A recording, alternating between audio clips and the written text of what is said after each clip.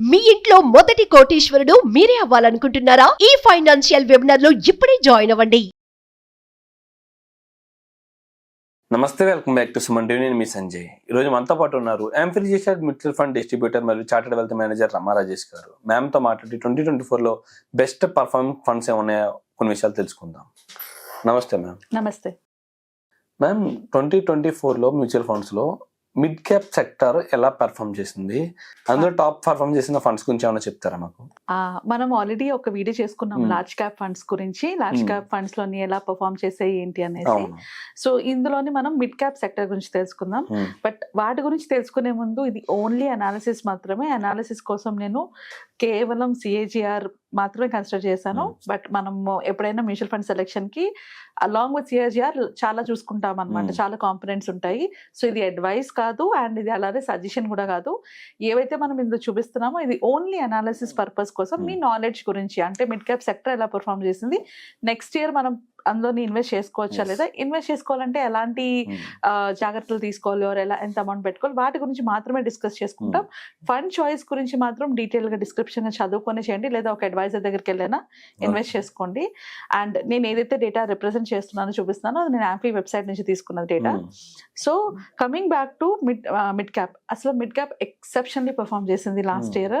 And చాలా మనకి మంచి రిటర్న్స్ కూడా జనరేట్ చేసింది. ఆల్మోస్ట్ మ్యూచువల్ ఫండ్స్ లోనే టాప్ రిటర్న్ జనరేట్ చేసింది మిడ్ క్యాప్ లోనే ఉన్నది. 61% వచ్చింది కదా, అందరికీ తెలుసు Motilal Oswal mid cap fund.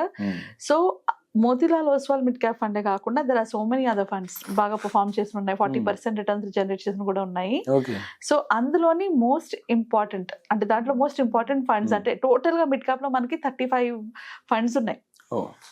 అంటే ఎన్ఎఫ్ఓస్ కాకుండా మనకి ఏదైతే మినిమం 1 ఇయర్ డేటా ఏదైతే ఉందో నేను దాన్ని మాత్రమే కన్సిడర్ చేశాను. సో మినిమం 1 ఇయర్ నుంచి మనకి 10 ఇయర్స్ వరకు ఉన్న డేటాని మొత్తం నేను కన్సిడర్ చేసినప్పుడు మిడ్ క్యాప్ లోని మనకి ఆల్మోస్ట్ మనకి 35 దగ్గర మిడ్ క్యాప్స్ ఉంటాయి. ఆ మొత్తం సెక్టర్ లో మనకి లోయెస్ట్ రిటర్న్, దీంట్లో లోయెస్ట్ రిటర్న్ వచ్చింది 12% వచ్చింది. Lowest return 12.69 టారెస్ mid cap fund లోని. అంటే ఎంత లోయెస్ట్ రిటర్న్ లో చూసుకున్నా 12% మాత్రం 12% రిటర్న్ జనరేట్ చేస్తున్నది. లాస్ లో అయితే ఏది లేదు. ఈ లాస్ట్ ఇయర్ లోని అస్సలు లాస్ అయితే ఏది లేదు. నేను తీసుకున్నవన్నీ కూడా డైరెక్ట్ ఫండ్స్. నేను ఏమి రెగ్యులర్ ఫండ్స్ క్యాల్కులేషన్ చేయలేదు, ఇందులో డైరెక్ట్ ఫండ్స్ క్యాల్కులేషన్ చేసాము. సో టారెస్ ఫండ్ ఒక్కటి మాత్రమే 12%, అంటే అదే లీస్ట్ రిటర్న్ వచ్చింది మనకి. అదే హైయెస్ట్ చూసుకునేటప్పటికి మోతిలాల్ ఓస్వాల్ 61.63% రిటర్న్ వచ్చింది.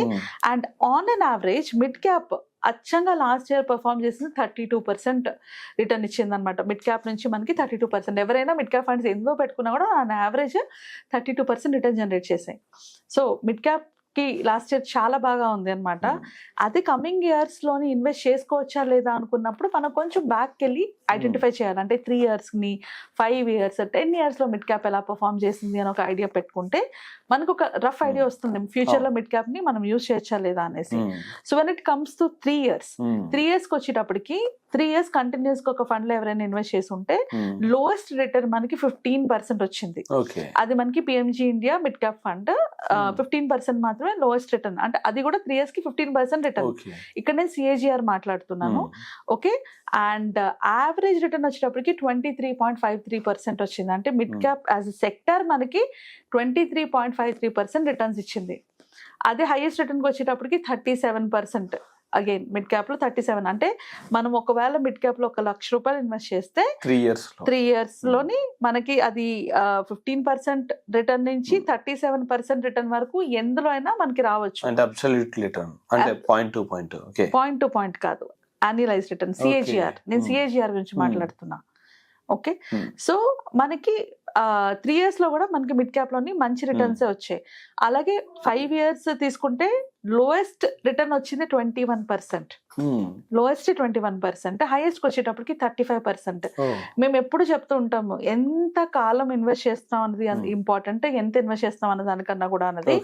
సో మనం ఎప్పుడైనా ఇలాంటి మిడ్ క్యాప్ ఫండ్స్ లో కానీ ఈక్విటీ మ్యూచువల్ ఫండ్స్ ఇన్వెస్ట్ చేసేటప్పుడు చాలా ఇంపార్టెంట్ గుర్తుపెట్టుకోవాల్సింది హౌ లాంగ్, ఎంత కాలం మనం ఇన్వెస్ట్ చేస్తూ ఉండగలము అన్నది. సో మీరు అబ్జర్వ్ చేస్తే మెల్లమెల్లగా 12% రిటర్న్ లోయెస్ట్ నుంచి 21% రిటర్న్కి వెళ్ళింది. 5 year కి వచ్చేటప్పటికి. So lowest performing lowest performing మనకి 21.91% 5 years లో 5 years కి. Okay. Highest performing 35%.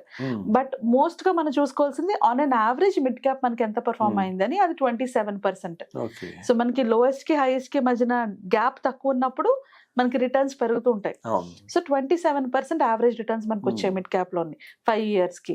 అదే 5 years యావరేజ్ రిటర్న్ 10 years కి చూసుకుంటే CAGR కి మనకి 18% వస్తుంది. So 10 years 18% return is an amazing return. ఎవరికైనా వెల్త్ క్రియేట్ చేసుకోవాలంటే కంపల్సరిగా మనం మిడ్ క్యాప్ లో పెట్టుకోవాలి. ఓకే సో వెల్త్ క్రియేషన్ అంటే ఏంటి, ఎవరైతే మోర్ దాన్ 10 years ఉండగలుగుతారో వాళ్ళు మిడ్ క్యాప్ లో పెట్టుకుంటే కనుక మంచి రిటర్న్స్ వస్తాయి. ఆల్మోస్ట్ మిడ్ క్యాప్ లో మనకి చాలా 10 years అబౌవ్ ఉన్నవి ఇచ్చినవి ఉన్నాయి. అండ్ హైయెస్ట్ రిటర్న్ మనకి మిడ్ క్యాప్ లో 10 years లో వచ్చింది 21.95 రిటర్న్ వచ్చింది హైయెస్ట్ అనమాట. రిటర్న్స్ హైయెస్ట్ రిటర్న్ 10 years లోని.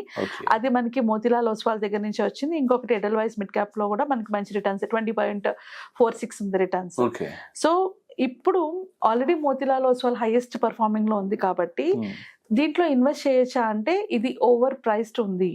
Okay Over present priced. ఇప్పుడు ఎస్, బాగా పర్ఫార్మ్ చేస్తుంది, ఓవర్ ప్రైస్డ్ ఉంది. సో ఈ టైంలోని ఇన్వెస్ట్ చేసుకుంటే అది పర్ఫార్మ్ చేయొచ్చు, తగ్గిపోవచ్చు, మీకు ప్రాఫిట్ రావచ్చు, రాకపోవచ్చు. సో మనం ఎప్పుడైనా కూడా ఇన్వెస్ట్మెంట్స్ చేసుకునేటప్పుడు దాని వాల్యూ, అది హైలీ ప్రైస్డ్ ఉందా లేకపోతే దాన్ని ఇన్వెస్ట్ చేసుకోవచ్చా అని చూసుకోవచ్చు. But at the same time Motilal consistently top లో ఉంది.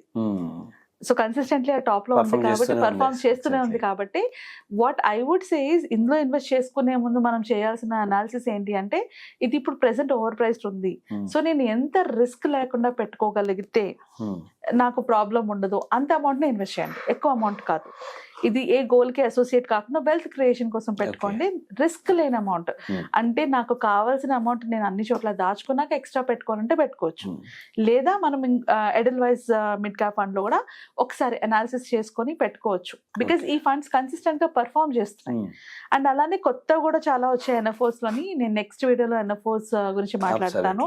సో ఎవరైనా అందులో కూడా పెట్టుకోవచ్చు. బట్ మ్యూచువల్ ఫండ్స్ లోని మిడ్ క్యాప్స్ లోని ఇన్వెస్ట్ చేసే ముందు మైండ్ లో పెట్టుకోవాల్సిన కొన్ని ఇంపార్టెంట్ విషయాలు ఏంటి అంటే మీ ఏజ్ ఎంత, మీ రిస్క్ కేపబిలిటీ ఎంత, నేను ఎంత రిస్క్ తీసుకోగలను, ఒకవేళ ఇదే అమౌంట్ సడన్ గా నాకు 20% 30% లాస్ లోకి వెళ్ళినా నేను హ్యాండిల్ చేయగలనా లేదా, అది చాలా ఇంపార్టెంట్. ఈ అమౌంట్ నాకు ఇప్పుడు ఇమీడియట్ గా అవసరం ఉందా లేదా, అలా అవసరం లేని అమౌంట్ని మాత్రం మిడ్ క్యాప్ ఫండ్ లో పెట్టుకోవాలి. అలానే లాంగ్ టర్మ్ గోల్స్ అంటే ఇప్పుడు నా పిల్లలు చిన్నపిల్లలు వాళ్ళకి ఒక 15 ఏళ్ళలో 10 ఏళ్ళకో కావాలనుకుంటే పెట్టుకోవచ్చు. అండ్ రిటైర్మెంట్, నేను ఇప్పుడిప్పుడే జాబ్ చేస్తున్నాను, ఆర్ నేను నాకు మ్యారేజ్ అయింది, ఆర్ నాకు పిల్లలు ఉన్నారు, నాకు రిటైర్మెంట్ ఇంకో 20 ఏళ్ళు ఉంది 10 ఏళ్ళు ఉంది అంటే పెట్టుకోవచ్చు. సో ఎప్పుడైనా కూడా మిడ్ క్యాప్ ఫండ్స్ లో మనం పెట్టుకునేటప్పుడు మన మైండ్ లో ఉండాల్సింది మోర్ దాన్ 10 years ఉండేలా ప్లాన్ చేసుకోవాలి. అంతకన్నా తక్కువ ఉండేటప్పుడు ఫ్లక్చుయేషన్స్, మార్కెట్ ఫ్లక్చుయేషన్స్ ఉంటాయి. మనకి మ్యూచువల్ ఫండ్స్ లో 2 types ఆఫ్ రిస్క్ ఉంటుంది. ఒకటి ఏంటి అంటే వొలాటిలిటీ, ఇంకొకటి ఏంటంటే రిటర్న్. సో ఈ వొలాటిలిటీని రిటర్న్ ఈ రెండింటిని కూడా ఎక్కువ ఈ ఫండ్స్ లో మిడ్ క్యాప్ ఫండ్స్ లోని మనకి బోత్ ఆర్ హై. సో ఈ రిస్క్ పారామీటర్స్ ని హ్యాండిల్ చేసుకునే స్టేజ్ లో ఉన్న వాళ్ళు పెట్టుకోవచ్చు. సో కొందరు ఉంటారు నా క్యాపిటల్ గెయిన్ కాకూడదు అనుకుంటారు. ఇలాంటి వాళ్ళు వాళ్ళకి రిటర్న్స్ వస్తున్నాయి వీళ్ళకి రిటర్న్స్ వస్తున్నాయని ఖచ్చితంగా పెట్టకూడదు. సో ఇలాంటి వాళ్ళు పెట్టుకోవాల్సి వచ్చినప్పుడు ఎవరైనా అడ్వైజర్ దగ్గర అడ్వైస్ తీసుకొని ఒకళ్ళ సపోర్ట్ తో వెళ్ళండి. So that market ups and downs అయినా కూడా అడ్వైజర్ మిమ్మల్ని గైడ్ చేయగలరు. ఇప్పుడు తీయొద్దు, ఇప్పుడు మార్కెట్ తో మీరు పట్టించుకోవద్దు అని ఒక గైడెన్స్ ఉంటుంది. సో అలా పెట్టుకుని ఇన్వెస్ట్ చేసుకోవచ్చు. అలానే రిటైర్మెంట్ అమౌంట్ వస్తుంది కదా, రిటైర్మెంట్ అయిపోయి వచ్చిన అమౌంట్ ని తీసుకెళ్ళిందో పెట్టుకోవద్దు. బికాస్ ఆ టైంలోని సేఫ్టీ ఇంపార్టెంట్ రిటర్న్స్ కన్నా. రిటైర్మెంట్ కోసం పెట్టుకోవచ్చు, రిటైర్మెంట్ తర్వాత వచ్చే మనీ మాత్రం పెట్టుకోకూడదు. సో అలా ప్లాన్ చేసుకుంటే mid cap funds is a good choice for 2025 కూడా పెట్టుకోవచ్చు. బట్ లాంగ్ టర్మ్ అంటే ఈ ఇయర్ లో పర్ఫార్మ్ చేస్తుందా లేదా అనే సంగతి పక్కన పెట్టి నాకు కావాల్సినంత దానికి నాకు రిటర్న్స్ వస్తుంది అంటే మనకి ఆన్ అండ్ యావరేజ్ చూసుకున్నా కూడా 15% రిటర్న్ వచ్చింది. లోయెస్ట్ రిటర్న్ 15% వచ్చింది ఆన్ అండ్ యావరేజ్. సో ఖచ్చితంగా మిడ్ క్యాప్ అన్నది మన పోర్ట్ఫోలియోలో ఉండాలి, అది గుర్తుపెట్టుకోవాలి. Okay ma'am, thank you ma'am, thank you very much.